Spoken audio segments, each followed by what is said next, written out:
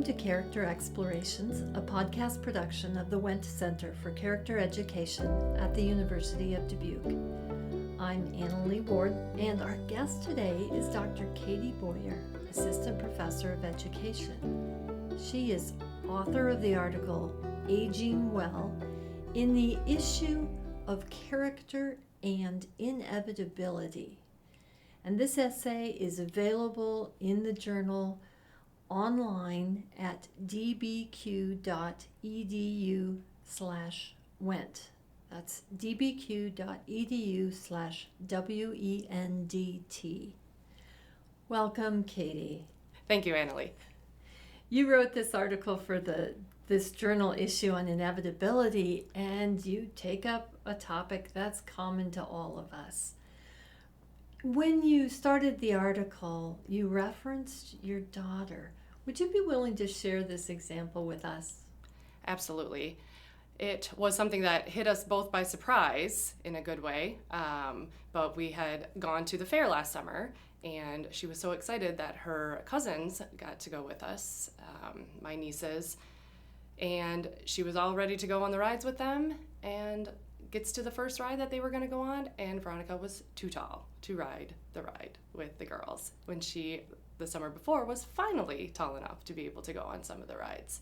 So it just put in perspective that we are so excited to get taller, get older, and then once we do, it could be a little disappointing. But changing then her mindset and saying, well, maybe I can't ride the motorcycle ride or the little cars, but now I can go on the big roller coaster. Right.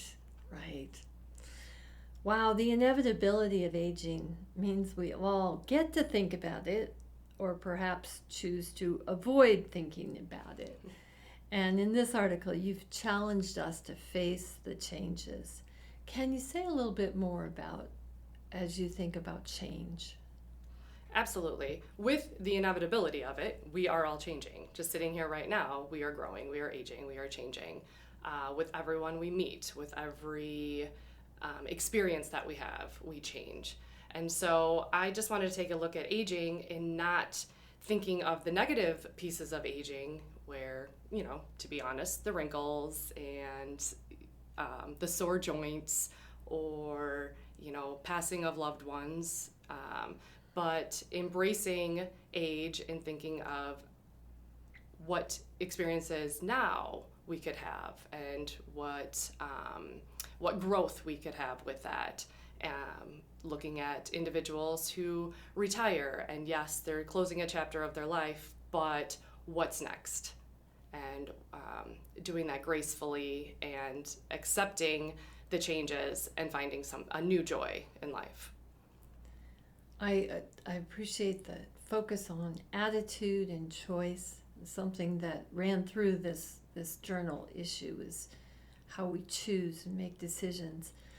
But you talk a lot about wellness in here, and I think it's really instructive to, as we talk about aging, so often we think about wellness as, well, either I'm sick or I'm healthy in terms of our bodies. Will you help us think about some of these other dimensions of wellness? Absolutely. My goal, my main focus as a physical educator is to get people moving. So of course I come from a background of physical wellness, but in some courses that I teach, we use the wellness wheel, which encompasses different dimensions, not just physical wellness, but also the emotional, the spiritual, the financial, the occupational. In this paper, I take a look at all of those dimensions and not necessarily how we can perfect each one of them, but just think about each of them as we age. So often we go to, it is just the physical, or it is either well or unwell. But definitely we, in different stages of life, we may be at different phases of that wellness. Our emotional health, just thinking of myself as a mother, right? Postpartum. All right, my emotional health was definitely different than it is now, and we the changes that come along with that. And I think about my parents as, now they have two individuals who have their own families, and now they have grandchildren. And so just their social aspect of that is now going to their grandchildren's games and events. So again, just looking at that, it's a wheel when we look at it in textbook, and just looking at that and not necessarily finding even amount of balance in each of those dimensions, but how can we find our own personal balance? And maybe some years of our lives, spiritual is really high, or maybe some years physical is low because we're busy doing other things. But taking a look at that and making sure that we are thinking about each of the dimensions and making sure we at least are giving that a thought in how we can be well in each of those dimensions. One of the dimensions you begin with is the intellectual. How do you relate intellectual wellness to wellness overall and aging? Well, education is key in anything. So I look at intellectual wellness is knowing how to take care of yourself. And I even state in the paper, you need to start from the top down. And so when I think of intellectual wellness, is keeping our minds active and keeping our minds busy while also, again, educating ourselves in the other dimensions and taking care of ourselves. Well, another dimension you talk about, the social. We are continuing to read more and more the Harvard study, for example, on that dimension. The social is so important to us. Do you want to talk about that a little bit? What do you mean by social wellness? Absolutely. And that is another theme in my paper, is relationships, and how important having a purpose and having those relationships in your life, and how relationships can relate to each of the dimensions. I challenge everyone in the paper to look at the dimensions of wellness as a puzzle. And at the middle of that puzzle is relationships, and each of the dimensions connecting to the relationship, whether it be with those you work with, the relationships with your family, relationships socially with friends, relationship with your higher power or yourself, within yourself, and however you choose to look at that. So absolutely, and it is saying, if we have that meaning, that purpose, that reason for being, those relationships will help us in each of the dimensions in our life. I don't think that people often stop to realize when they fear aging that all these dimensions are so important to healthy aging, right? Do you have some suggestions for how we go about pursuing all of this? It can be overwhelming. Absolutely. My biggest suggestion is find what works for you. As a fitness instructor, and again, someone who challenges everyone to just move physically, everyone goes to running as the first key. Well, not everyone likes running, and that's okay. Find something that works for you. Same with intellectual wellness. Maybe you're not a reader. That's okay. Find something else that's going to challenge you intellectually. Thinking of the social aspect, I have many, many friends who describe themselves as introverts, right? So when you think of social, I have to go to the party, I have to have the parties, I have to, be out with people. Not necessarily. It could be, just one, or it could be a dog. Find what works for you. Find that relationship within those dimensions. Other aspects that I suggested, and I talk about in my paper, is thinking about the dimensions. You are thinking about yourself being selfish in a good way, but then also thinking about how your wellness matters to others. Say more about that. An example I would come up with is family. My father, for example, now, as I said, my parents are having grandchildren. So I'm really hoping they are looking at their wellness to be around for their grandchildren. Another example is being proactive instead of reactive. I worked in a shoe store for 15 years, and individuals would come in, from a podiatrist saying they would need help with their feet. And then they would get upset with the cost of the shoes And I said, well, would you rather have a good pair of shoes that's taking care of your ankles, knees, and hips now, or keep paying the podiatrist and maybe a chiropractor and maybe a surgeon in the future? So I'm really challenging individuals through my paper to start now. Start thinking about your wellness, start thinking about those dimensions individually and what you can do to better yourself in each dimension. Again, starting now. I also really like finding the meaning in small events.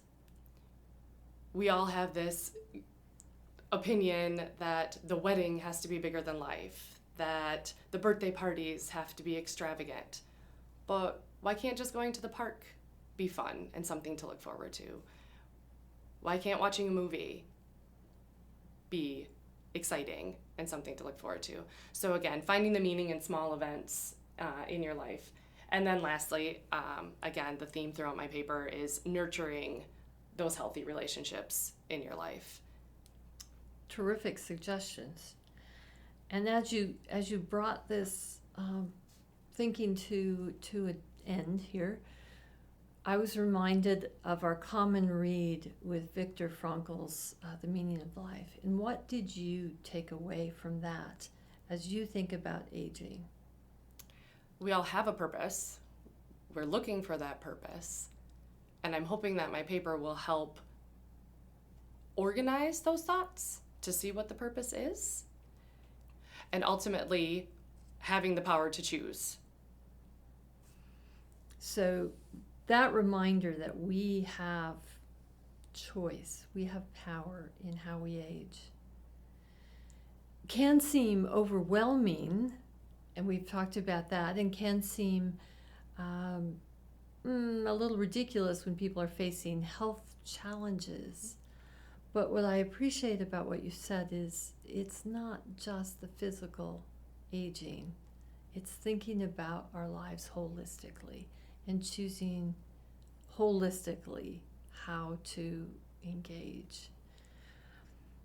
What does attitude have to do with aging? The way I look at the attitude is building the resilience piece. Yeah. And when we have a setback, how we handle that. And I think ultimately that is your attitude. And cliche, have a positive attitude about things, but it's hard. It's hard when things go wrong. And so I really like that word resilience. And the book, The Joy Choice, shows and introduces us to a concept called the POP method. And we do it naturally, but I really like that this book puts an acronym to it where it's your plan is popped. That's the first P. You come up with options, which is the O, and then you play around with it. What can I do next? And it can be as simple as my child wakes up sick. I need to be to work. My plans are popped. My plans are changed. What are my options? And what am I going to go forward? And again, some of us naturally do that. Others have a really hard time with it, but it's something that can be learned and something that can be worked on. So I really think it's the resiliency piece that is going to help us in all of those changes and in those dimensions of wellness because, again, as our journal says, aging is inevitable. It's going to happen. We can't get away from that. So how can we handle that with grace? Katie, thank you for helping to take this topic on and to remind us that even when we would rather postpone thinking about aging, it's never too early to start thinking about it. Are there any last comments you would like to leave us with? A final thought that comes to mind is, as a teacher and a coach, motivation is the hardest thing to teach. But trying to find that motivation is what I'm encouraging. That motivation to, 1, start thinking about your wellness, 2, take some action, and then 3, following through with plans moving forward.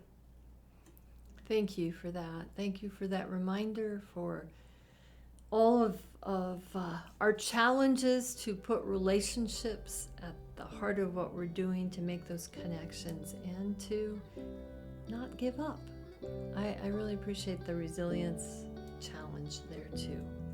So thank you. Our guest today has been Dr. Katie Boyer, Assistant Professor of Education, and I'm Annalee Ward for Character Explorations for the Wendt Center for Character Education at the University of Dubuque.